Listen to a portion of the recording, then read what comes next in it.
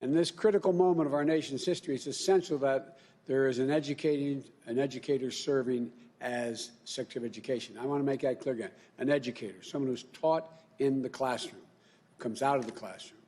Today, I'm pleased to announce that such a nominee we have, Dr. Miguel Cardona.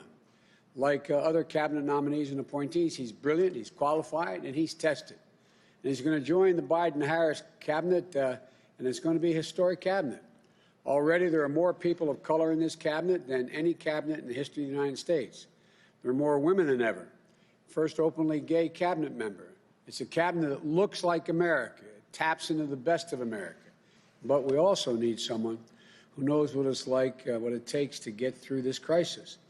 Reopening schools safely will be a national priority for the Biden-Harris administration. Early next year, I will put forward before the Congress our plan as to what comes next.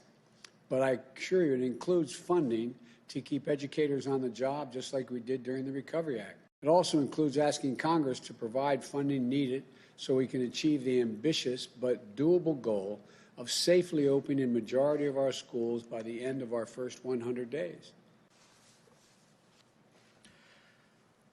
Mr. President-elect, Madam Vice President-elect, thank you for this opportunity to serve.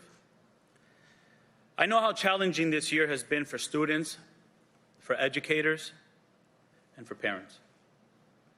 I've lived those challenges alongside millions of American families, not only in my role as State Education Commissioner, but as a public school parent and as a former public school classroom teacher. For so many of our schools and far too many of our students, this unprecedented year has piled on crisis after crisis.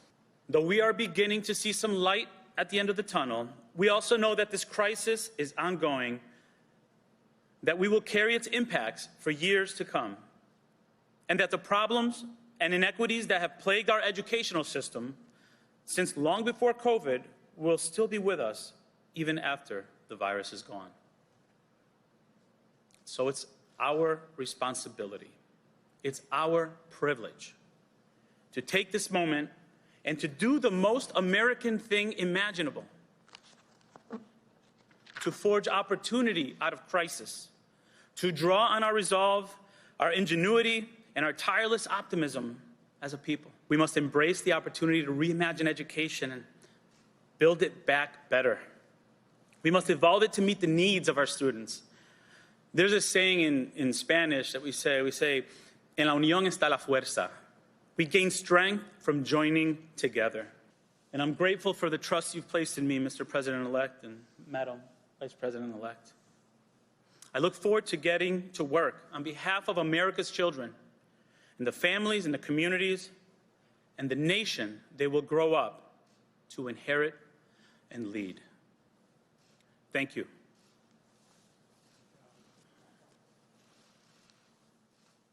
We need to get this virus under control and reopen our schools safely, as the President-elect always says. And that is why the President-elect and I are supporting funding for our education system in this recently passed COVID-19 relief legislation. And we will continue to fight for additional emergency relief for our educators and our schools.